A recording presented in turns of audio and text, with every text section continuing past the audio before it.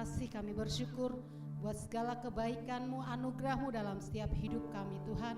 Pada pagi hari ini Tuhan, kami umat-umat-Mu, kami mau memuji dan menyembah-Mu Tuhan. Biarlah pujian kami, penyembahan kami boleh menyenangkan akan hati-Mu ya Bapa. Terima kasih Tuhan, biarlah Engkau urapi ibadah kami ini ya Bapa, mulai pertama, pertengahan hingga sampai tamatnya. Biarlah Tuhan semuanya seturut dengan kehendak-Mu yang jadi ya Bapa. Terima kasih Bapa, kami siap memuji dan membesarkan nama-Mu. Haleluya. Amin.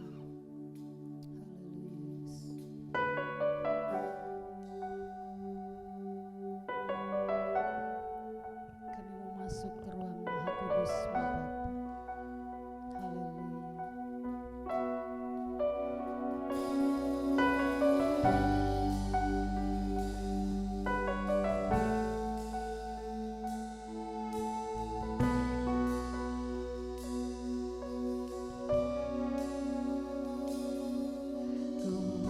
Masuk ruang Maha Kudus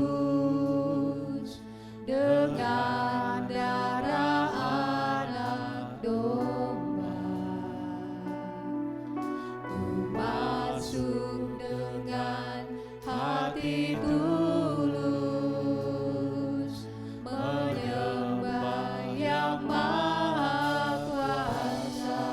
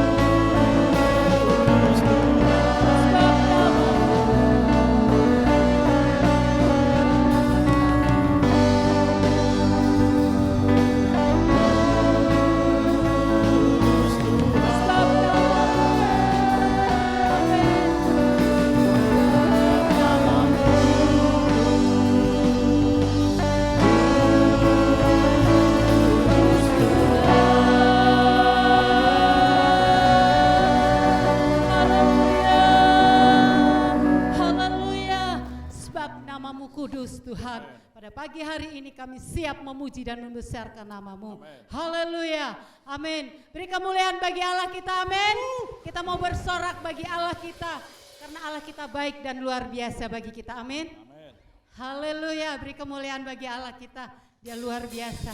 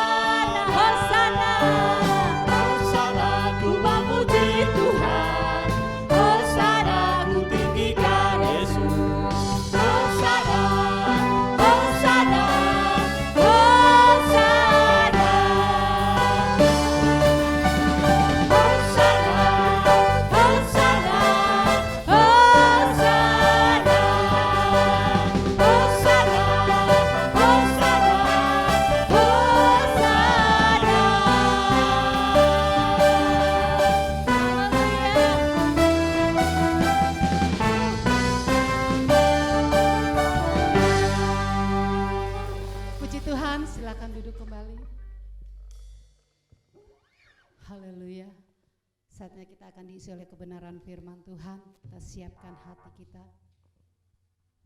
Terima kasih Tuhan. Haleluya Yesus. Karena salib-Mu kami boleh ada Tuhan. Yes.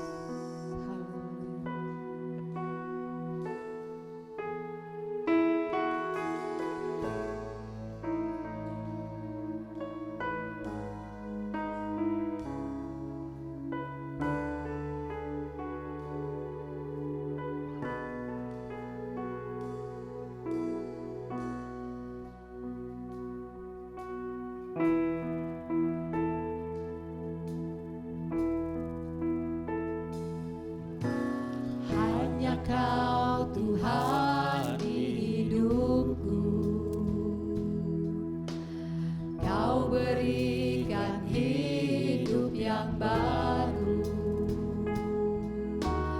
Darah-Mu menyucikan, pulihkan hatiku.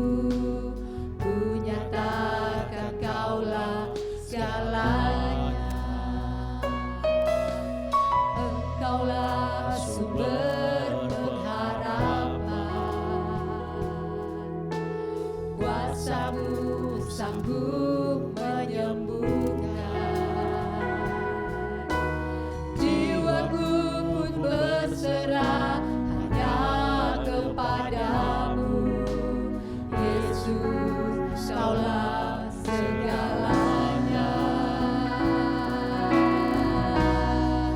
karena salibmu ku hidup, karena salibmu ku menang.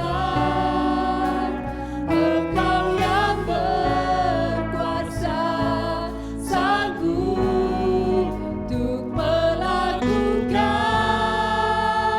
mujizat-Mu di hidupku. Amin.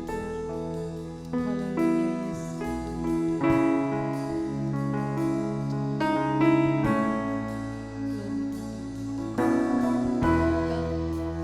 Berpengharapan kuasa-Mu sanggup menyembuhkan.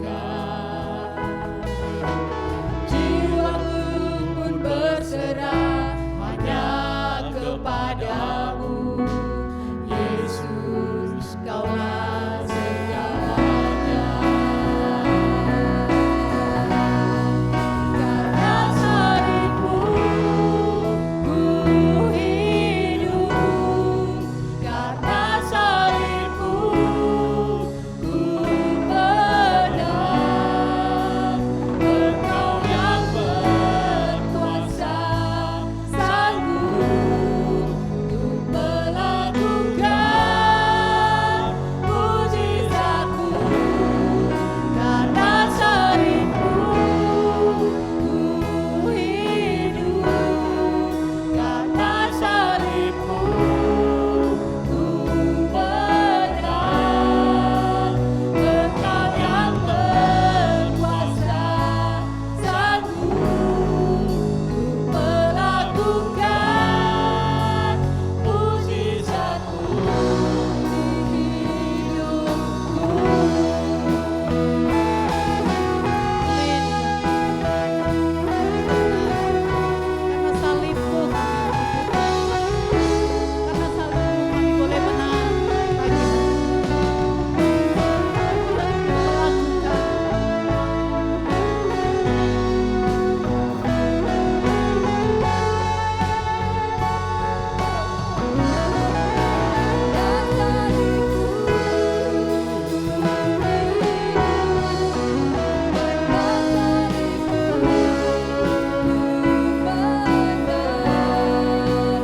Engkau yang berkuasa sanggup untuk melakukan mujizat-Mu di hidupku.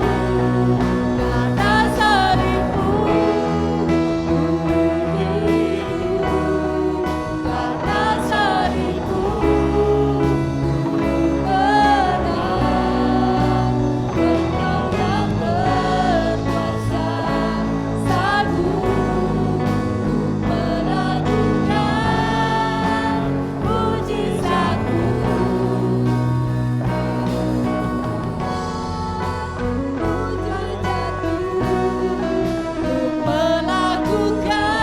pagi Haleluya. Karena salib-Mu Tuhan, kami boleh hidup sampai saat ini. Kasih karunia-Mu yang Engkau sudah nyatakan di atas kayu salib membuat kami berkemenangan sampai hari ini. Kami boleh ada sebagaimana kami ada. Terima kasih buat hari ini Tuhan. Tuhan masih memberikan kesempatan untuk kami menyembah, mendengarkan firman. Olehnya sebab itu biarlah berfirman di tengah-tengah kami, urapi hamba-Mu, agar apa yang hamba sampaikan datangnya daripada Tuhan. Biarlah firman itu menjadi rema yang hidup, memberi kekuatan bagi tubuh, jiwa, dan roh kami. Sehingga kami terus berkemenangan bersama dengan Tuhan. Terima kasih Bapa. Semua yang siap untuk mendengarkan firman, sama katakan, amin. Haleluya, puji Tuhan. Shalom Bapak Ibu yang kasih Tuhan. Mari kita mempersiapkan hati kita bersama-sama untuk mendengarkan firman Tuhan. Di siang hari ini di ibadah yang kedua, saya menjemput Bapak Ibu untuk bangkit berdiri dan kita akan membacakan firman Tuhan bersama-sama saudara.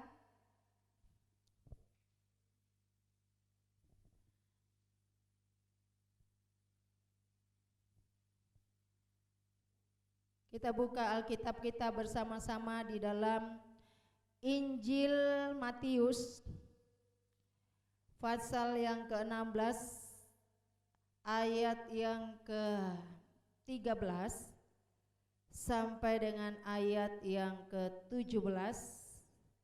Mari kita sama-sama membacakannya. Matius 16 ayat 13. Setelah Yesus tiba di daerah Kaisaria Filipi, ia bertanya kepada murid-muridnya, kata orang, siapakah anak manusia itu? Jawab mereka, ada yang mengatakan Yohanes Pembaptis, ada juga yang mengatakan Elia, dan ada pula yang mengatakan Yeremia atau salah seorang dari para nabi. Lalu Yesus bertanya kepada mereka, tetapi apa katamu, siapakah aku ini? Maka jawab Simon Petrus, engkau adalah Mesias, anak Allah yang hidup. Kata Yesus kepadanya, berbahagialah engkau Simon bin Yunus, sebab bukan manusia yang mengatakan itu kepadamu, melainkan Bapa-Ku yang di sorga. Amin. Silakan duduk. Bapak Ibu yang dikasihi oleh Tuhan, ayat ini menceritakan percakapan Yesus dengan murid-muridnya perihal dirinya. Peristiwa tersebut terjadi di tepi pantai Kaisaria Filipi, wilayah perbatasan utara tanah Kanaan. Yesus memberikan waktunya untuk bercakap-cakap secara pribadi bersama murid-muridnya untuk mengadakan tanya jawab atau diskusi. Siapa sebenarnya Yesus yang disembah dan yang kita sembah? Bapak Ibu yang dikasihi oleh Tuhan, ketika saya mengamati ayat demi ayat saudara, maka saya menjumpai satu ayat yang menarik di mana Yesus sebagai pelayan yang melakukan tugas Bapa di bumi ini masih bisa memberikan waktunya untuk berdialog, bercakap-cakap dengan murid-muridnya. Ini yang menarik bagi saya saudara. Dalam pelayanan Yesus yang begitu banyak orang-orang mengikutinya, Yesus memberitakan kabar kesukaan, Injil kebenaran bagi orang-orang yang membutuhkan. Di satu sisi Yesus juga memberikan waktunya untuk berdialog, bertanya jawab kepada murid-muridnya. Ini membuktikan bahwa betapa pentingnya kita ini bisa juga mengatur waktu kita. Sesibuk-sibuknya kita di dalam pekerjaan, di dalam pelayanan kita, jangan lupa kita juga harus memberikan waktu untuk Tuhan, waktu untuk keluarga kita. Amin. Sekali lagi saya katakan bahwa sesibuk-sibuknya kita, ya, di dalam mengerjakan segala tugas tanggung jawab kita, baik di dalam pelayanan maupun di dalam pekerjaan kita, maka kita jangan lupa untuk menyisihkan waktu kita untuk keluarga kita, berdialog tentang iman dan pertumbuhan kita di dalam Tuhan. Apakah keluarga kita sudah benar-benar mengenal Kristus? Apakah benar-benar anak-anak kita sudah mengenal Kristus? Ataukah mereka hanya sekedar tahu? Dalam pembacaan kita ada 2 kali Yesus bertanya kepada murid-muridnya. Perhatikan baik-baik. Ayat 13, di sana Yesus bertanya kepada muridnya, kata orang, siapakah anak manusia itu? Itu pertanyaan Yesus yang diajukan kepada murid-muridnya. Ternyata ketika Yesus bertanya kepada murid-muridnya, bisa jadi bingung murid-murid itu, sehingga dia menjawab. Ada yang berkata Yohanes Pembaptis, ada yang berkata Elia, ada yang berkata Yeremia, dan yang lain. Jawaban mereka tidak sesuai yang diinginkan oleh Tuhan. Saya berpikir begini saudara, kenapa murid-murid itu bisa menjawabnya tidak tepat? Bukankah mereka sudah 3,5 tahun bergaul dengan Yesus? Ya. Kenapa dia tidak bisa menjawab langsung spontanitas? Bahwa yang dikatakan orang, siapakah manusia, anak manusia itu? Seharusnya kalau memang benar-benar mereka mengenal Yesus, dia akan berkata begini, anak manusia adalah Yesus sendiri.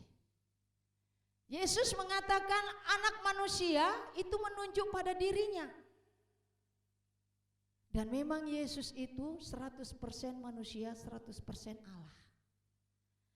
Dia lahir dari seorang wanita yang kudus. Allah memakai kandungan dari wanita yang suci, Maria. Bukan hasil hubungan antara Yusuf dan Maria, tetapi itu adalah roh Allah yang masuk dalam rahim Maria, dilahirkan. Maka sebab itu dikatakan sebenarnya anak manusia yang dikatakan Yesus itu menunjuk pada dirinya, bahwa dia anak manusia yang dilahirkan oleh Maria, putri yang kudus. Dan dia anak manusia yang kudus dan suci, tidak mengenal dosa. Karena jawaban yang diberikan oleh murid-murid itu tidak tepat seperti apa yang diinginkan oleh Yesus. Kenapa mereka jawab? Bisa jadi karena mereka tidak terlalu kenal. Bisa jadi karena mereka tidak mengerti maksud daripada Yesus. Sehingga di ayat yang ke-15 Yesus kembali bertanya dengan kalimat yang berbeda. Ya. Ayat 15 Yesus kembali bertanya kepada mereka, tetapi apa katamu, siapa aku ini? Ya, siapa aku ini? Sebenarnya anak manusia tadi itu menunjuk pada diri pribadi Yesus, tapi murid-murid tidak tahu. Tetapi ketika Yesus berkata siapa aku ini, maka dengan lantang Simon Petrus berkata, engkau adalah Mesias, anak Allah yang hidup. Lalu Tuhan berkata kepada Simon, berbahagialah engkau Simon bin Yunus, ayat 17, sebab bukan manusia yang mengatakan itu kepadamu, melainkan Bapa-Ku yang di sorga. Itu kata Tuhan Yesus kepada Simon. Simon, yang berkata dalam dirimu itu bukan manusia, tetapi Bapa-Ku yang di surga. Perhatikan, hanya orang-orang yang mengenal Yesus Kristus sebagai Tuhan, hanya orang-orang yang menyembah dan percaya kepada Yesus Kristus, yang bisa mengakui Yesus itu adalah Tuhan. Yesus itu adalah anak Allah. Kita mendengar di YouTube saudara, orang mulai mengaku bahwa tidak mengakui ketuhanan daripada Yesus. Kenapa? Bisa jadi karena mereka tidak kenal. Mereka hanya mengenal Yesus sebagai manusia, tapi dia tidak mengenal bahwa Yesus itu adalah Allah sendiri. Yesus tidak diciptakan oleh Allah karena dia adalah firman. Ya. Firman yang inkarnasi menjadi manusia. Yang lahir dari seorang wanita yang kudus ke dalam dunia ini. Untuk apa saudara? Untuk membebaskan, menebus dosa manusia.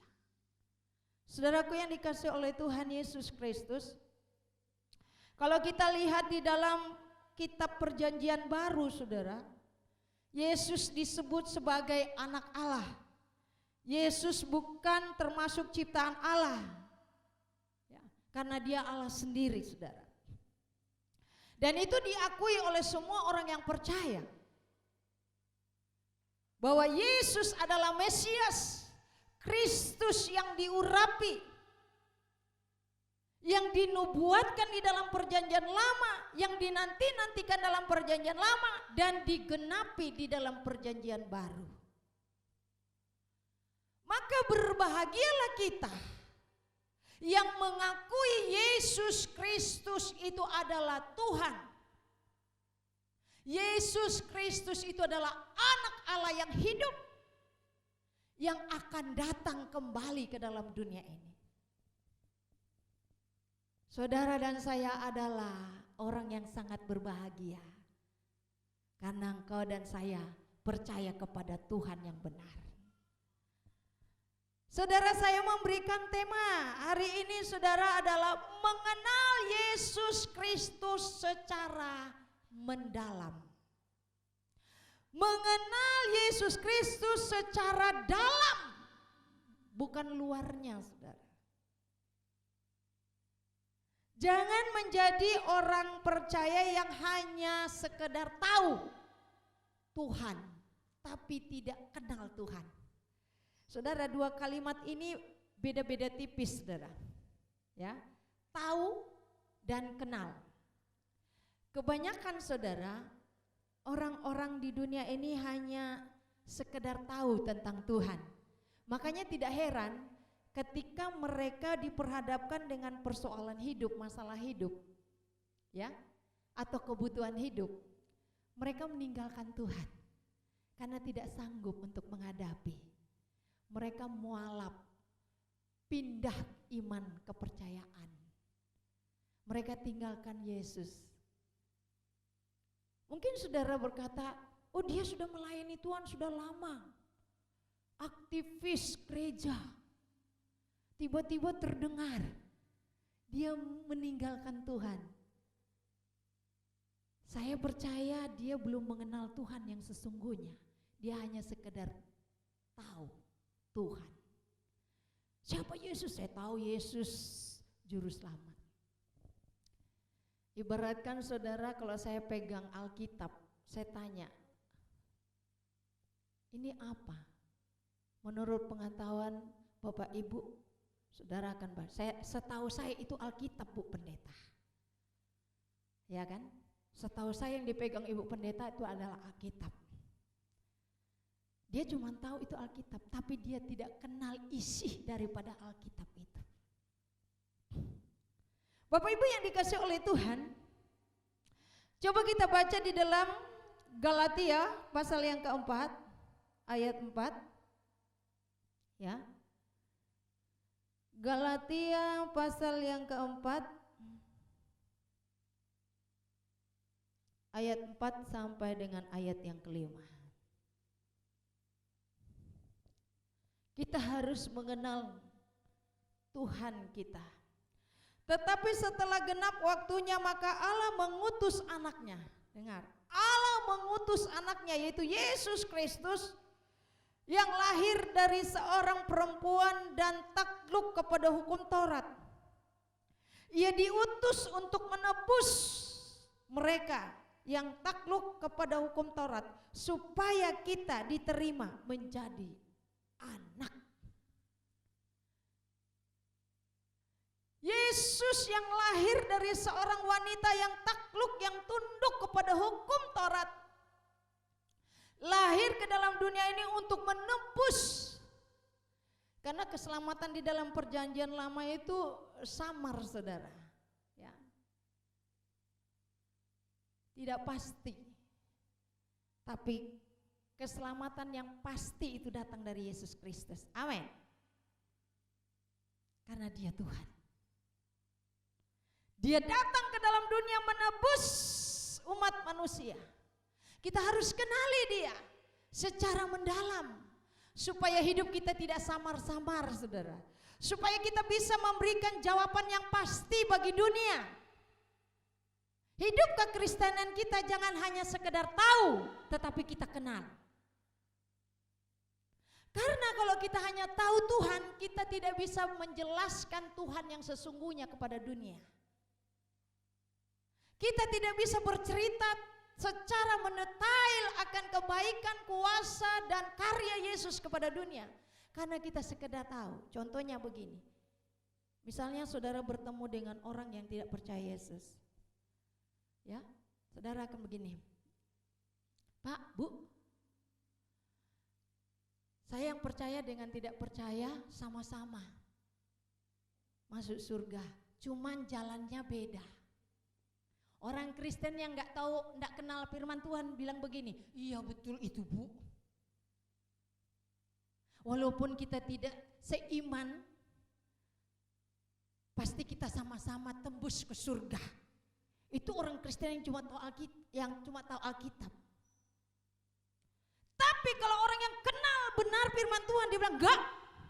Banyak jalan menuju Roma, satu jalan menuju surga. Iya toh? Dia beri jawaban yang pasti bagi dunia. Kebanyakan orang seperti itu. Pernah enggak ditanya orang seperti itu? Saya pernah dulu, saudara. Bu, kan kita ini cuma jalannya beda, tapi sama tujuannya ke surga. Gue bilang enggak lah. Ya kan? Jalan ke surga itu tidak sama dengan jalan ke Balikpapan. Balikpapan mak bisa naik pesawat, naik mobil, naik apa itu? Klotok. Mak kalau ke surga satu jalan. Kalau misalnya ke surga banyak jalan, hari ini saya pindah-pindah, saudara. Saya pindah-pindah keyakinan. Ya, tapi karena ke surga itu cuma satu jalan. Yesus berkata, akulah jalan kebenaran. Itu harus dikenal. Harus kenal jalan yang sesungguhnya, Tuhan yang sesungguhnya. Supaya kita bisa memberi jawaban kepada dunia bahwa menuju ke surga itu hanya lewat satu jalan, satu jalur saja. Enggak dua jalur, enggak tiga jalur. Jalurnya yang bernama Jalan Yesus. Jalan kebenaran. Nah, Bapak Ibu yang dikasih oleh Tuhan, saya sedikit menjelaskan bahwa perbedaan antara tahu dan kenal itu di mana perbedaannya, saudara? Ya. Kalau kita melihat di sini, saudara, kalau berbicara tentang tahu, misalnya saya beri contoh begini. Saya ini tidak kenal Pak Bambang, ya. Tiba-tiba dia datang sama saya, ya. Saya enggak kenal, lalu dia datang. Tapi saya tahu orang bercerita tentang Pak Bambang, bahwa Pak Bambang itu baik.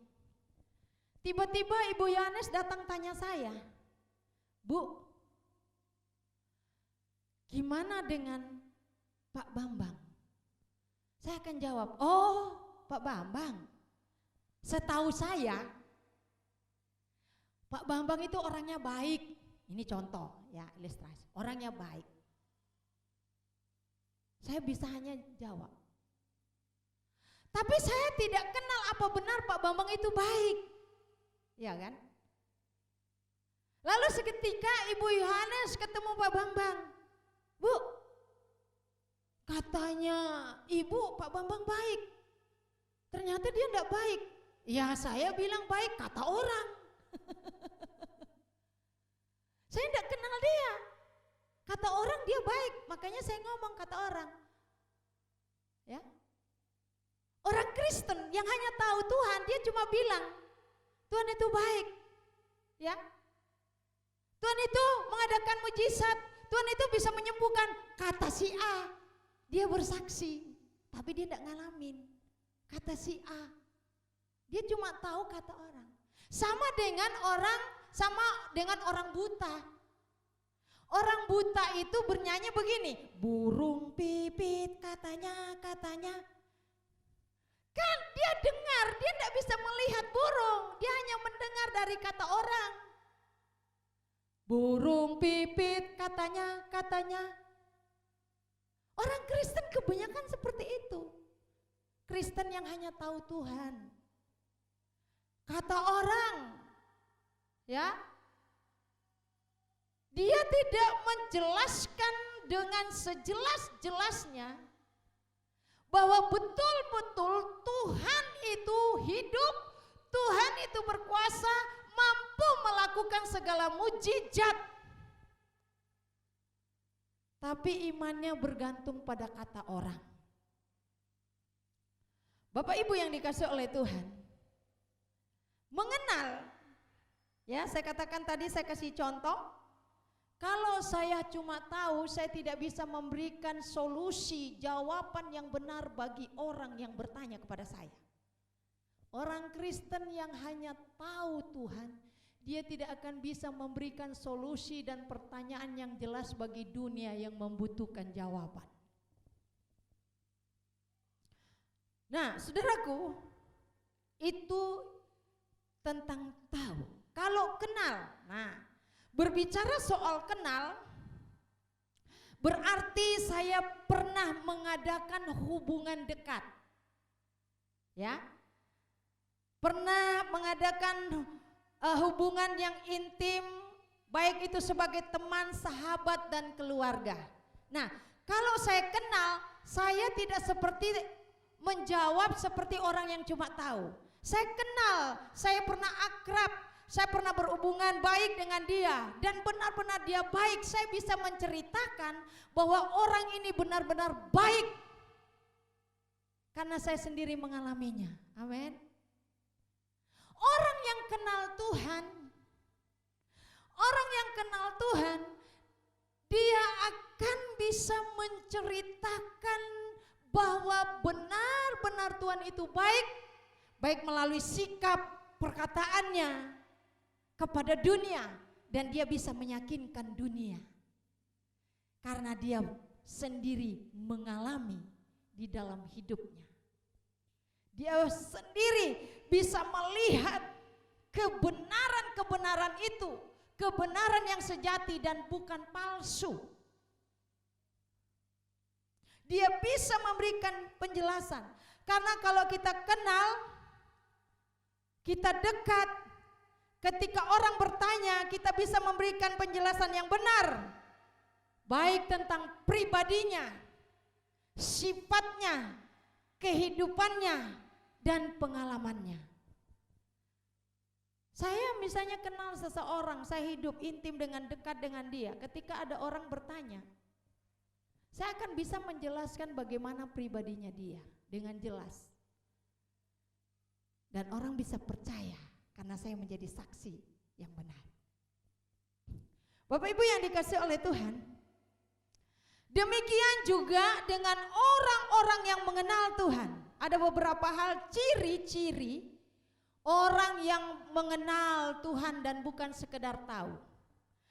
Ciri-ciri orang yang mengenal Tuhan adalah orang yang mengenal Tuhan dengan benar, dia pasti bisa memberi jawaban yang jelas dan benar tentang Allah kepada dunia. Itu ciri pertama.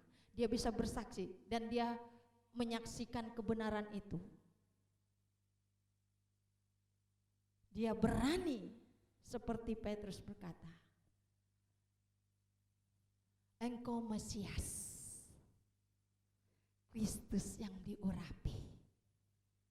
Orang yang mengenal Tuhan, dia tidak menyangkal Tuhan ketika ada orang yang bertanya kepada dia. Dia tetap mengatakan Yesus Kristus adalah Tuhan sekalipun banyak masalah dan tantangan yang dia hadapi. Dia tidak pernah menyangkali kebaikan-kebaikan Tuhan dalam hidupnya.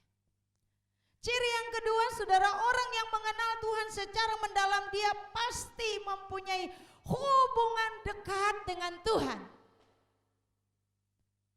Orang yang mengenal Tuhan, mengenal firman-Nya, mengenal Tuhan secara mendalam, dia selalu mengadakan hubungan dekat, hubungan intim dengan Tuhan, selalu dekat dengan Tuhan. Bukan pada hari Minggu saja, tetapi setiap hari. Ya, seperti kalau kita punya teman dekat kan, kita maunya, ketemu terus, bagaimana? Ya, bagaimana dengan kita, saudara dengan Tuhan?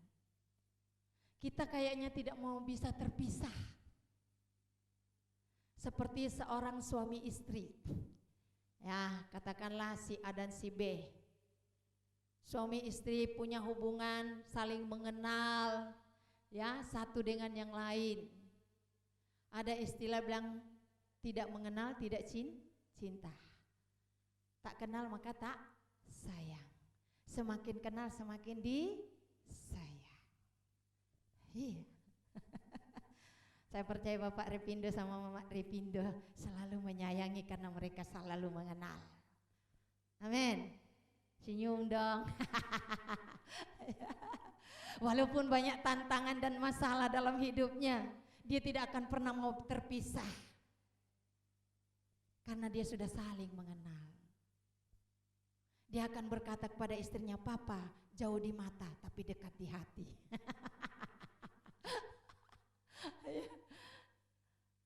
Itu orang yang sudah mengenal, dia punya jatuh cinta, saudara. Ya, dia semakin mendekat dan semakin sayang. Demikian juga orang yang dekat dengan Tuhan. Orang yang mengenal Tuhan secara mendalam, dia pasti mempunyai hubungan dekat dengan Tuhan. Orang yang dekat dengan Tuhan, dia pasti mempunyai pengalaman pribadi dengan Tuhan. Pengalaman pribadi itu yang membuat dia semakin kuat di dalam iman. Kalau kita tidak pernah mengalami pribadi dengan Tuhan, sedikit aja angin saudara meniup kita, sudah roboh, sudah terpisah. Ya. Tetapi orang yang mengenal Tuhan, dia semakin dekat. Kedekatannya itu membuat terjadi suatu pengalaman-pengalaman pribadi dengan Tuhan. Maka pengalaman-pengalaman itu semakin membuat dia yakin akan kuasa Tuhan. Semakin dia cinta akan Tuhan. Orang yang mempunyai pengalaman pribadi dengan Tuhan, pasti dia mengalami perubahan karakter. Hosea pasal yang keempat ayat 6, firman Tuhan sebagai berikut. Umatku binasa karena tidak mengenal Allah. Karena engkaulah yang menolak pengenalan itu, maka aku menolak engkau menjadi imamku, dan karena engkau melupakan pengajaran Allahmu, maka aku juga akan melupakan anak-anakmu. Tuhan tidak mengajar kita hanya sekedar tahu Tuhan, tapi Tuhan mau mengajar kita, mendidik kita untuk kita mengenal Tuhan, supaya kita tidak menjadi orang yang labil, yang tidak punya pendirian yang tetap, tidak punya iman yang kuat. Kenapa di sini dikatakan umatku binasa? Kenapa mereka tidak bisa mengenal Tuhan? Karena mereka tidak mau belajar. Ya. Kenapa mereka binasa? Karena mereka menolak pengajaran yang benar itu. Menolak firman Allah. Jadi saudaraku, jangan sampai saudara kita menjadi orang-orang Kristen yang sekian lama mengikuti Yesus, kita tidak bisa memberikan penjelasan yang jelas bagi dunia bahwa Yesus Kristus adalah Tuhan dan Raja. Hidup kita masih samar-samar. Ya. Tapi mari kita mengenal Yesus secara mendalam, supaya apabila datang pertanyaan-pertanyaan, tantangan-tantangan, kita bisa memberikan penjelasan yang luar biasa bagi dunia. Apapun masalahnya, apapun tantangannya, hari ini tetap Yesus, esok Yesus, selama-lamanya Yesus, karena Dia hanya satu-satunya Tuhan yang bisa membawa kehidupan yang kekal bagi hidupku. Amin. Mari kita bangkit berdiri, saudara. Mari Bapak Ibu yang dikasihi oleh Tuhan, kita mau menghayati firman Tuhan sejauh mana pengenalan kita kepada Tuhan. Saya katakan tadi bahwa orang yang mengenal Tuhan, orang itu semakin dekat dan semakin cinta kepada Tuhan. Orang yang mengenal Tuhan, dia bisa memberikan jawaban yang tepat bagi dunia. Orang yang mengenal Tuhan, dia akan memiliki pengalaman-pengalaman pribadi dengan Tuhan. Dan pengalaman-pengalaman itu mengubah karakter hidupnya menjadi orang-orang yang benar mengasihi Tuhan. Yesus sudah mengenal, jangan sampai saudara, Tuhan berkata, aku tidak mengenal engkau karena kita tidak mengenal Tuhan yang sesungguhnya. Haleluya. Mari kita mengintrospeksi diri kita masing-masing, saudara. Sudahkah kita mengenal Tuhan secara pribadi? Sudahkah pengenalan kita mengubah hidup kita di hadapan Tuhan? Sudahkah kita memiliki perubahan hidup selama kita mengenal Tuhan? Hanya orang-orang yang percaya sungguh-sungguh kepada Tuhan, yang mengenal Tuhan secara dalam, yang memiliki kerinduan dan bisa memberikan jawaban yang tepat bagi dunia, yang mengakui ketuhanan daripada Yesus Kristus. Bahwa ku lebih mengenalmu. Ajar kami Tuhan untuk mengenalmu lebih dalam lagi. Kami mau Tuhan mengenal pribadi-Mu yang sungguh luar biasa. Agar kami semakin serupa dengan Tuhan dalam kerendahan hati, dalam mengasihi, dalam mengampuni kepada sesama kami.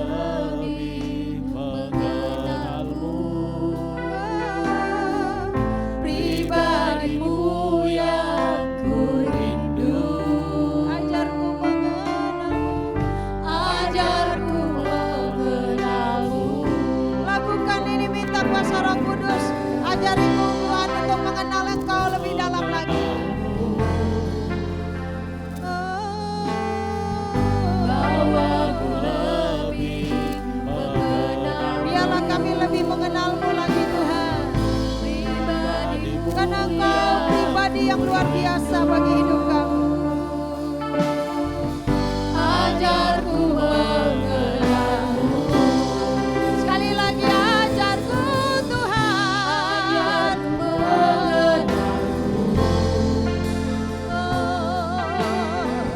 Bahwa ku lebih mengenalmu.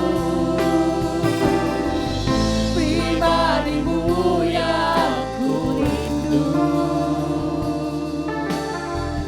Ajarku mengenalmu. biarkan musik dan saudara berdoa. Yesus berkata kepada Simon, ketika Simon berkata, Engkau Mesias, Anak Allah yang hidup. Yesus berkata, bukan manusia yang berkata kepadamu, tapi Bapakku di surga yang berkata. Orang-orang yang mengenal Tuhan dan jatuh cinta hidup dalam kebenaran, yang menyatu dengan Roh Allah, maka dia akan siap mengakui Yesus Kristus sebagai Tuhan. Dia akan mengakui bahwa Yesus jalan keselamatan dan tidak ada jalan yang lain. Tantangan dan rintangan tidak akan membuat dia goyah, karena dia mengalami Tuhan di dalam hidupnya. Pengalaman itulah yang membuat dia selalu berubah dan berubah menjadi serupa dengan Tuhan di dalam kerendahan hati, di dalam mengasihi, di dalam mengampuni. Berubah yang tadinya tidak mampu mengampuni, dia berubah menjadi orang yang mudah untuk mengampuni karena dia mengalami pribadi Yesus. Mari kita mau mengalami Yesus, kenali dia secara dalam. Haleluya.